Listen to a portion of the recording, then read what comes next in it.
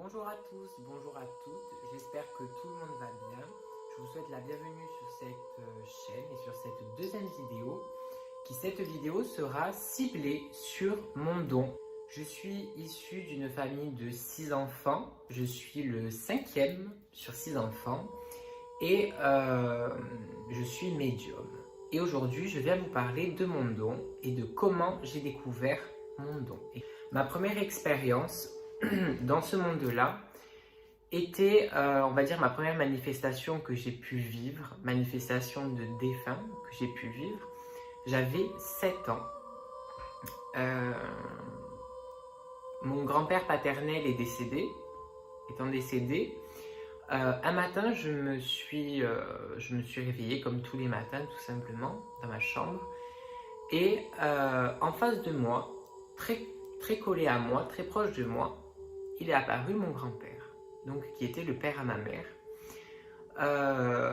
J'ai eu très peur, j'ai eu très peur sur le moment parce que je ne savais pas qu'est-ce qu'il faisait là, pourquoi je le voyais et qu'est-ce qui se passait. C'est le monsieur que vous voyez dans ce cadre-là, hein, c'est mon grand-père que j'ai vu pour la première fois. Je me suis très vite précipitée vers ma mère pour lui demander tout simplement, pour lui raconter ce que je venais de vivre. Je lui ai dit, voilà maman, il y a papy qui est venu dans ma chambre, j'ai vu papy. À cet âge-là, c'est vrai qu'on ne peut pas toujours tout nous expliquer, on ne peut pas toujours tout comprendre non plus. Ma mère m'a tout simplement expliqué, que, voilà, elle m'a dit, papy vient te voir dans ta chambre, il veut te montrer qu'il est là, qu'il veille sur toi et que surtout, que tu n'as pas à t'inquiéter, il est bien et où il est bien. Donc ma mère, on va dire, elle a réussi quand même, c'est vrai, à me rassurer beaucoup sur ça. Et plus les jours avançaient et plus mon grand-père, je le voyais encore et encore. Alors c'est vrai que ça m'inquiétait beaucoup parce que mon grand-père était quelqu'un d'assez froid, on va dire. Donc quand il venait me voir, c'était un peu pareil. Il venait me voir, il ne me souriait pas vraiment, mais voilà, il montrait qu'il était là, tout simplement. À savoir que quand j'étais petit, que je voyais ces défunts, je ne les entendais pas. Je les voyais simplement, ils étaient là devant moi. Donc, comme je vous ai dit, plus les jours avançaient et plus je voyais d'autres défunts. Donc, d'autres défunts ont commencé, on va dire, à se connecter à moi, tout simplement. Mais ce qu'il y a, c'est que les personnes que je voyais le plus souvent étaient des femmes qui, on va dire, ne faisaient pas du tout partie de notre époque, mais pas du tout. C'était des femmes qui, on va dire, étaient pratiquement toutes habillées de la même manière, enfin, du moins de la même époque, on va dire. C'était des femmes qui s'habillaient beaucoup de noir, voilà. Le plus souvent, quand je les voyais, moi, elles étaient habillées en noir. Hein. Elles étaient, on va dire, dans l'encadrement de ma porte. Comment je pourrais dire ça? Elles m'attendaient, voilà, elles étaient là. Alors, quand les gens me demandent qu'est-ce que je faisais, est-ce que j'avais peur, alors oui, souvent ça me faisait peur, pas que ça me traumatisait, mais ça me surprenait. Voilà, je les voyais et surtout, comme je vous dis, ce qui était surtout la chose qui faisait peur, c'est parce que je ne les entendais pas, ils ne me parlaient pas. Voilà, ils étaient en face de moi, voilà, ils regardaient, mais c'est tout. Il n'y a pas d'action entre moi et eux, tout simplement. Mais ma maman m'a beaucoup aidé sur ce côté-là, parce que moi je lui ai raconté tout ce que je voyais. Après, c'est vrai que quand j'en parlais autour de moi, souvent on me prenait pour un fou, hein, tout simplement, surtout quand vous avez 7-8 ans, on ne vous croit pas. Donc c'est vrai que je me suis formé, on va dire, une certaine carapace et je m'y suis retrouvé et bien dans ma carapace, parce que c'était mon monde à moi, tout simplement. Plus les jours avançaient, plus je grandissais, et on va dire que ce don-là, même si je n'avais pas conscience que c'était un don, on va dire ça s'est apaisé, ça s'est calmé. Voilà, donc je voyais toujours les défunts, mais pas tous les jours, c'était de temps en temps, jamais les mêmes, enfin voilà. Au début, c'était un peu ça, jusqu'à à peu près mon âge de 14-15 ans. Je les voyais, mais c'était assez rapide. Voilà. Et arrivé vers l'âge de 15 ans et demi, je recommençais à mieux les sentir, à mieux les voir, même si je ne faisais rien d'autre. Voilà, juste les voir. Mais voilà, ça a recommencé un peu vers 15-16 ans. Arrivé vers mes 16 ans et demi,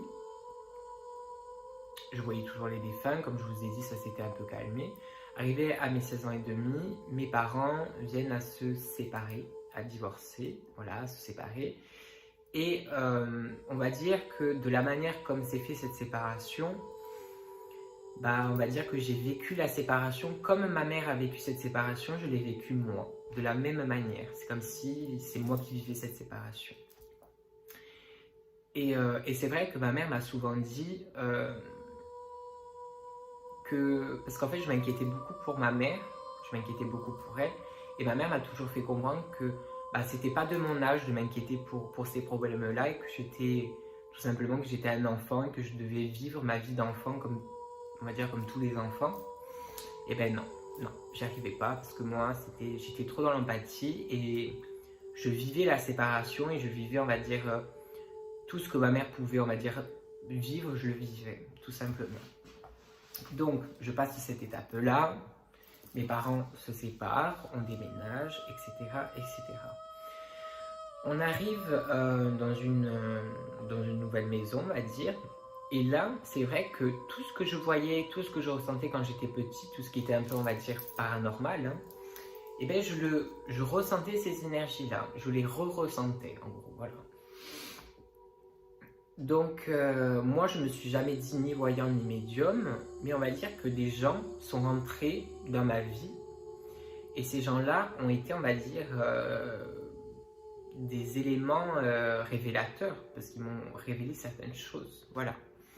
Donc, mon histoire commence à peu près, on va dire, à 16 ans et demi, dû à la séparation, on va dire, de mes parents, qui a fait, on va dire, un gros chamboulement dans ma vie. À cette période-là, je faisais du mannequinat. Voilà, je faisais du mannequinat.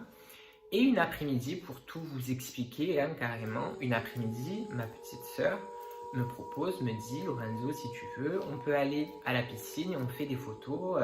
Voilà, comme ça tu as des nouvelles photos pour toi, etc. Je dis, ok, on y va. Et ce jour-là, ça a été un jour qui a été un peu révélateur pour moi. C'est un peu ce qui a changé ma vie, pourquoi je suis là aujourd'hui devant vous à vous parler. On fait des photos, et sur une certaine photo que je vous ferai publier sur cette vidéo-là, sur cette photo apparaît une tache d'eau. Donc on voit sous mon bras, on voit une tache d'eau qui, c'est vrai, forme un visage. Donc on aurait dit un visage. Donc qu'est-ce que je fais? J'en parle de suite à ma mère. Voilà, j'en parle de suite à ma mère. Et entre-temps, ma mère va consulter une médium. Voilà, vu que ma mère était dans la séparation avec mon père, elle a eu besoin de savoir un peu où elle en était, donc elle va consulter une médium. Cette médium, bon, elle parle à ma mère, elle lui fait sa consultation, mais cette médium lui parle de moi. Et elle dit, votre fils, donc moi, Lorenzo, il a des choses, il a des dons. Pour moi, il a des dons, tout simplement, il ressent des choses. Ma mère me dit ça en sortant de la consultation, donc c'est vrai que ça m'a un peu travaillé. Même si je suis quelqu'un qui était de base très terre à terre et très fermé surtout à ce monde-là, je vous laisse imaginer comment ça a été un peu bizarre à entendre. Surtout, oui, Lorenzo, tu ressens des choses, tu as des choses, voilà. Ma curiosité m'a penché à aller consulter cette femme. Et effectivement, je suis allé la consulter. Et elle m'a dit, oui, tu es médium, tu as des dons. Voilà, je repose vite mes fesses sur mon siège. Non, c'est pas possible. Bref, revenons à l'étape de la photo. La journée de la photo. Ma soeur me prend en photo, donc comme je vous disais, sur cette photo, il y a une tache d'eau. Et cette tache d'eau ressemble à un visage. Et je consulte, on va dire, une autre médium, encore une fois.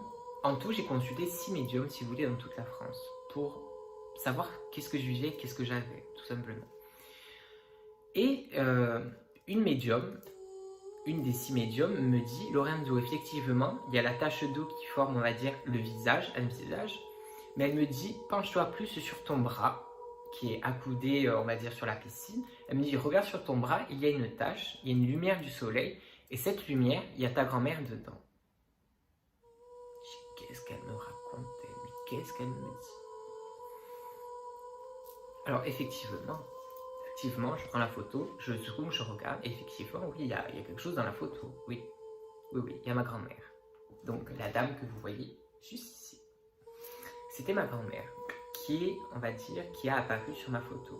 Donc, on va dire que ça m'a bouleversé, ça m'a chamboulé. Ça n'a pas chamboulé que moi, ça a chamboulé aussi ma mère. De revoir sa mère sur une photo comme ça, c'était un peu bizarre. Et surtout que je n'ai jamais connu ma grand-mère maternelle. Donc, cette dame-là, jamais. Et je fais cette consultation avec cette médium. Et cette médium me dit, effectivement, c'est ta grand-mère qui te guide et je vais te donner les messages qu'elle a aujourd'hui pour toi. Et cette médium me délivre ces messages-là. Voilà. Elle me dit, voilà, ta grand-mère, elle est ici. Elle te dit que c'est ton guide et qu'elle va t'aider. Elle est dans tes yeux et elle est dans ta tête. Wow. Et là, je redescends quand même. Ça m'a fait très peur. Je dis, d'accord, ok. Donc, ma grand-mère est là pour moi. Donc j'ai laissé un peu ça de côté. Entre-temps, comme je vous dis, il n'y a pas de hasard. Les gens rentrent dans ta vie, c'est pas pour rien. À cette époque-là, je fréquentais une fille, une copine à moi, qui elle était beaucoup dans l'astrologie, dans les anges, etc. Et un soir, elle vient me chercher chez moi, elle me dit, ben, viens, on va se faire un tour en voiture, etc. Et entre-temps, on achète un paquet de cartes dans une station essence. On achète un paquet de cartes. Et elle me dit, on va aller se poser tranquille en voiture. Elle me dit, tu vas me faire les cartes, tu vas me tirer les cartes. Moi, je la regarde très souriant et très bêtement et je lui dis, quoi? Non, je ne vais pas te tirer les cartes, c'est pas mon truc, je ne sais pas le faire. Voilà. Et elle me dit clairement, écoute, je t'ai pas demandé de me prouver quelque chose, je t'ai juste demandé de prendre les cartes et de me faire un tirage. D'accord, moi qui n'ai jamais fait ça de ma vie, jamais touché des cartes, bref. Je prends les cartes et je lui demande, je dis, mais qu'est-ce que je fais avec? Elle me dit, tu prends tes cartes et tu te laisses aller. Tu me dis tout ce que tu vois et tout ce que tu peux penser, tu me le dis. Ok, alors honnêtement, je vous le dis, je suis partie à la rigolade, vraiment à la rigolade. Donc, je lui détaille ce que je pense ressentir, voilà, bêtement. Je lui raconte sa vie. Et plus ça allait, et plus mon amie se décomposait devant moi carrément. Et à chaque fois que je parlais, chaque parole que je disais, ses yeux que ça grandissait encore plus. Et à la fin, elle me dit, bah, oui, Lorraine, tout ce que tu me dis, de toute manière, c'est toute ma vie. C'est bien ça. Elle me dit, pour l'avenir, je ne peux pas te dire. Elle dit, mais en tout cas, ce que tu m'as dit sur mon passé, bah, tu as raison, tu tombes dans le mille. Ok. J'ai regardé, je dis, bon, arrête de me prendre pour un con, c'est bon. Voilà. Arrête de dire que j'ai raison, que j'ai réussi à avoir des choses sur toi, voilà. Mais elle persistait, elle me dit, non, Lorraine, tu as vraiment quelque chose, tu ressens les choses, écoute-toi, écoute tes intuitions. Vous savez, quand on vous dit ça, vous ne savez pas trop sur quel pied danser. Alors, et de cette amie-là, cette amie parle de moi et m'emmène une autre amie à elle. Cette amie à elle vient me consulter. Enfin, me consulter. Je lui tire les cartes. Et elle, pareil, elle me dit, ce que tu me dis, Lorando, c'est la vérité, c'est la vérité, c'est la vérité. Ainsi de suite, elle, ça passe à la mère, à la tante, à la sœur, etc., etc. Et voilà comment tout a un peu commencé. Entre-temps, je vous ai dit que j'ai rencontré une médium qui, elle, m'a fait parler avec ma grand-mère et qui, cette médium, aujourd'hui, partage encore ma vie. Voilà. Certains d'entre vous qui me regardent la connaissent déjà, d'autres non, mais voilà, c'est celle qui partage encore ma vie et qui, aujourd'hui, m'aide encore à comprendre mon don et à développer mon don. Même si aujourd'hui, je suis, on va dire, amenée moi aussi à aider d'autres personnes à développer leurs dons et à leur faire comprendre ce qu'ils vivent. Mais moi aussi, je suis encore aujourd'hui guidée dans ce chemin-là. Et pour en revenir à ma grand-mère, c'est comme ça que j'ai commencé à faire mon chemin. Donc tous les jours, je commençais à sentir des choses que je ne sentais pas d'habitude. Et au jour où j'ai commencé à entendre vraiment des voix. Et là, ça m'a paru vraiment bizarre. Je me suis dit, non, c'est pas possible. C'est ta tête, Lorenzo, c'est pas possible. Mais ce qu'il y a, c'est que plus les jours avançaient, et plus ma grand-mère me donnait des messages pour ma mère. Donc, il y avait des choses que je ne connaissais pas de ma mère. Et ma grand-mère me le disait, elle disait, dis ça à ta mère, elle le sait. Ou raconte ça à ta mère. Voilà. Ma grand-mère me donnait beaucoup de messages pour mes frères, pour mes sœurs. Voilà. Donc je les appelais, voilà, mamie, elle a dit que tu dois faire ça et que tu dois faire ça. Ou mamie m'a dit que tu es fatiguée, c'est vrai, oui, effectivement, je suis fatiguée. Voilà. Donc repose-toi, fais attention à toi. Voilà. Ma grand-mère a été là, on va dire, pour mon début, tout simplement, pour mon apprentissage dans ce monde et dans la médiumnité surtout, qui était un monde qui, je ne connaissais pas vraiment ce monde-là, et qui, on va dire, pas m'a fait peur, mais ça impressionne, quoi. Voilà, c'est un monde que tu connais pas et c'est un peu bizarre, voilà, tout simplement. Et aujourd'hui, je fais cette vidéo pour expliquer comment moi j'ai découvert mon don et pour vous faire comprendre tout simplement que il y a des personnes qui sont là pour vous aussi, qui sont là pour vous aider, vous expliquer ce que vous avez, ce que vous pouvez ressentir dans la vie de tous les jours, tout simplement. Et moi, comme je dis toujours, heureusement que j'ai eu ces belles personnes autour de moi que j'ai rencontrées, comme ma mère qui était dans ma vie, qui m'a toujours aidé, ma médium à moi, et les personnes qui se sont, on va dire, greffées à tout ça. Heureusement que j'ai eu ces personnes-là parce que oui, je serais devenue malade mentale. Et ça, c'est une certitude. Parce que quand vous vous retrouvez dans des situations comme ça où tu entends des voix, tu vois des choses, tu peux vite perdre la raison, très vite. C'est pour ça que, comme je dis toujours, il faut vite reposer les pieds sur terre. Voilà. Donc pour vous dire que voilà, le don de médium, on peut avoir un don, mais il faut savoir, on va dire, bien se protéger pour ça et être surtout bien encadré. C'est quelque chose qui est très important. C'est quelque chose qui est très, très important. Et surtout, ce qu'il faut savoir, c'est que dans ce monde-là, même si c'est un monde, on va dire, qui est très beau vu de l'extérieur, c'est un monde qui peut être vraiment très différent quand on y est dedans. Donc, il faut y faire très attention et surtout être, comme je dis toujours, très bien accompagné. Donc, aujourd'hui, c'est sûr que ma grand-mère n'est plus mon guide. Voilà, elle a fini son temps. Elle m'a donné ce qu'elle avait à me donner, ce qu'elle avait à m'apprendre. Elle me l'a appris. Aujourd'hui, je suis avec un autre guide. Je travaille avec d'autres guides spirituels. Même si par moments je peux revoir ou réentendre ma grand-mère, mais ce n'est pas tous les jours. Aujourd'hui, ma grand-mère a fini son temps, elle a fini, on va dire, de m'apprendre les bases. Voilà. Aujourd'hui, maintenant, je suis un peu livré un peu à moi-même et je dois un peu faire ma route seule, voilà, avec mes autres guides, tout simplement. J'espère que certains d'entre vous se retrouveront dans mon histoire. Je l'espère en tout cas que j'ai pu au moins peut-être aider certaines personnes à peut-être voir qu'on a les mêmes soucis, qu'on a eu les mêmes problèmes ou qu'on est passé tout simplement par le même chemin tout simplement et que à un moment donné on y sort et on comprend les choses. Une fois qu'on comprend ce qu'on a et qu'est-ce qu'on vit, c'est plus facile tout simplement. Je ferai d'autres vidéos pour vous expliquer comment j'ai accepté mon don, comment je l'ai développé et surtout comment je l'ai travaillé et comment j'ai appris à vivre avec. C'est pas une prison et c'est pas un cauchemar d'être médium, tout simplement. Mais c'est une façon de vivre qui est peut-être un peu différente, tout simplement. Mais il faut être conscient de tout ça. Sur ce, j'espère que ma vidéo aura peut-être donné des réponses à certains d'entre vous. Je l'espère en tout cas. On se retrouve très très rapidement pour une prochaine vidéo. Et je vous dis à très bientôt. Prenez soin de vous et surtout, amour et lumière.